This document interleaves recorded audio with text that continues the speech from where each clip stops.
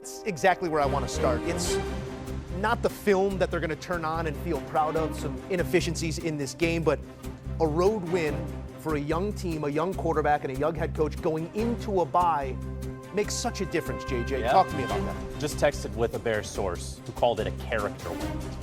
And that is what is so important for this Chicago Bears team. We all know how the second half of last season went for the Chicago Bears, where if they don't lose that or win that game there at the end of the season, they wind up losing like 10 straight, right?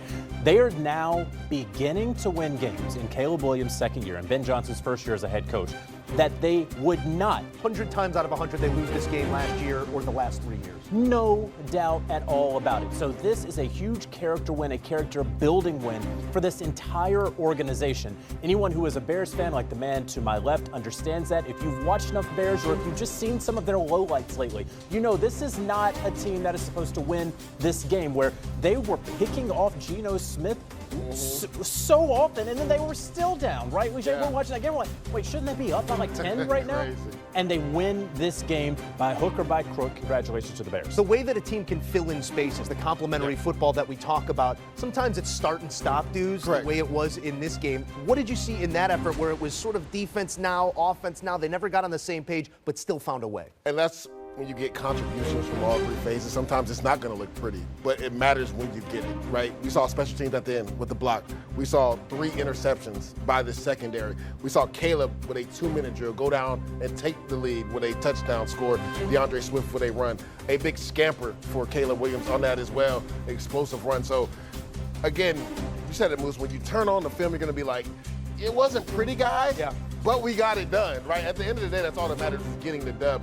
And you always like to fix corrections after a win than a loss. So this showed the mental fortitude of this team. And like you said, JJ, this is a character-building team win, because in years past, they definitely would have lost this game. Emery, the ugly started up front for the Bears in this one. Max Crosby was wreaking havoc in the first half. Did you see an adjustment? How did you see the Bears move around his ability and still move the ball down the field? They started to run at him, and the attempts were there, not necessarily the success of the run game, but as long as you're showing that you will run the football, it calms the pass rush a little bit for you to get effective blocks. And you saw these guys kind of do that in that first half. But what I loved the most was the fact that their defense looked like the defense that we saw last year. We saw Kevin Byard with 2 interceptions, looking like the former All-Pro he was for a long time in Tennessee. Tyreek Stevenson came up with a huge interception as well, the crucial part of the ball game. And then you end the ball game with special teams. So to your point, you had all 3 phases chip in. It was offense this time, defense later on in the game, special teams to close it out. This was a complete team win. And these are the type of wins you want to see a team go out and have, especially when you're thinking that this young team, how they're going to feel when they have no success. And we saw the defense really start to lock in. They gave up a lot in the run game on a couple of runs. Big day for Ashton Jenkins. Exactly. Finally. Breakout. Finally. But at the end of the day, the defense did what it needed to do at the end of the ball game to get the ball back for the offense, and then the special teams closed it out with the win. You guys have heard the refrain, and I've grown up inside of it. Same old Bears. We heard it after the loss against the Minnesota Vikings. Ben Johnson, a tougher leadership, getting this team up off the mat and finding a couple of wins here into the bye. It was a blowout against the Lions last year, if you remember, and as you do, the Hail Mary against the Washington Commanders, the lack of reaction out of that. This team has reacted to that blowout against the Lions. Still a ways to go, but wins over the Cowboys and the Raiders, and now on ice before other than a few plays, I think at the beginning of the game, I thought we did a great job executing the whole day.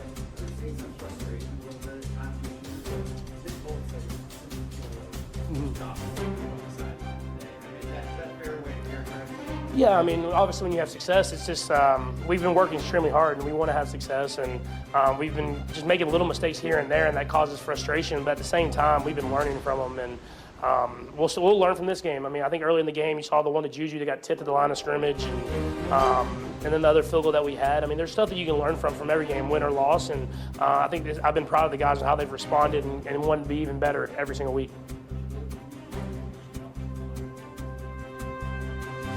Yeah, they did a great job, run and pass. I mean, when they play like that, it makes my job a lot easier. And so they're starting to gel, man. They're starting to gel and build that chemistry that every offensive line has to do. And those young guys are getting more and more experience. And they've played against some great defensive lines. And so they'll continue to get better and better as the year goes on. But they had a great day today, and let's build on it.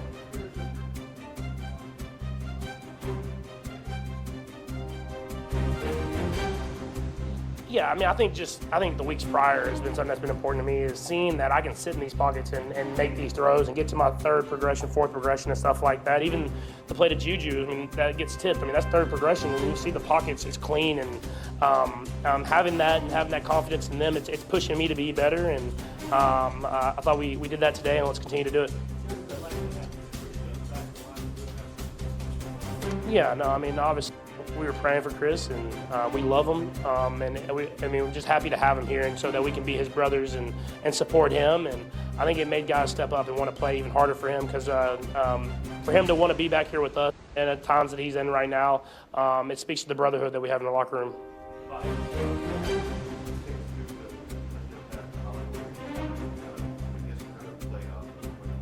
Yeah, no, we wanted to go for it. We wanted to kind of put that final ending of the game, and we were talking in the huddle, and I could see that like 14 Hamilton was going to be on that side, so I wanted Juju to kind of give me a little kind of a pick. We knew there was going to be probably a cover zero type look, and so he was the last read, but I told Hollywood in the huddle, I was just like, man, if it's cover zero, man, you got to win. You got to win across the field, and he did that. He beat a good corner and won, and was able to get a touchdown.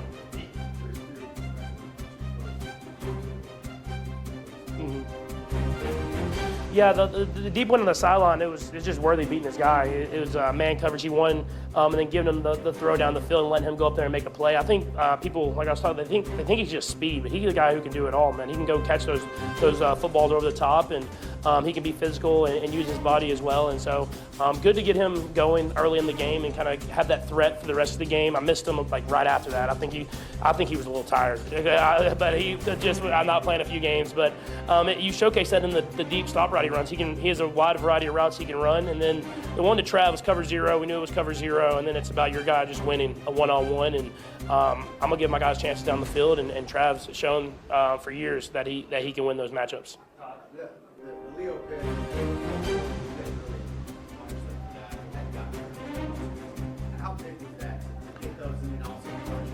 Yeah, I mean, at the end of the day, that's a great offense. Like, that's a great football team. That's a great offense with two guys that are the top of the league type guys at quarterback and running back, and then with tight ends and the way our defense played today. I mean, I know they got the late touchdown, but they played lockdown defense, and they put pressure on the quarterback. They got interceptions, they got turnovers, and that sparked us offensively, giving us those short fields we have to execute and score off those. And it was a good team football game. It wasn't just offense, it wasn't just defense or special teams. It was everybody came together, and that's what we need the rest of the year. One of those guys Patrick Mahomes is talking about, Lamar Jackson, has a hamstring injury. John Harbaugh was asked about it, said he didn't have any information on it at this point. But, Coach, how big of a situation could that be for the Ravens? Well, if that injury is serious? It's a big situation. I mean, hamstring, Lamar's probably not playing this week. So that being said, it's Cooper Rush, I guess, is the backup. Right. Your offense changes now a little bit. Cooper Rush, not Lamar Jackson. Obviously, now that Derrick Henry, believe it or not, is going to get the ball more in the running game, because that's how it starts. They're going to have to run the ball a little bit more, trust the quarterback to spread the ball around, get the tight end probably more involved. How long the injury will last, I don't know. It's a hamstring. Hamstrings are funny. It could be a week, it could be 2 weeks. I don't know, but hopefully he gets back soon. Yeah, Cooper Rush came in, delivered about 52 yards passing for them when he came in the third quarter. But it'd be interesting if he has to take over under center, if Lamar Jackson has to miss time. We're waiting to hear again. John Harbaugh said he didn't have any information, but we shall wait and see. Meanwhile, let's move on.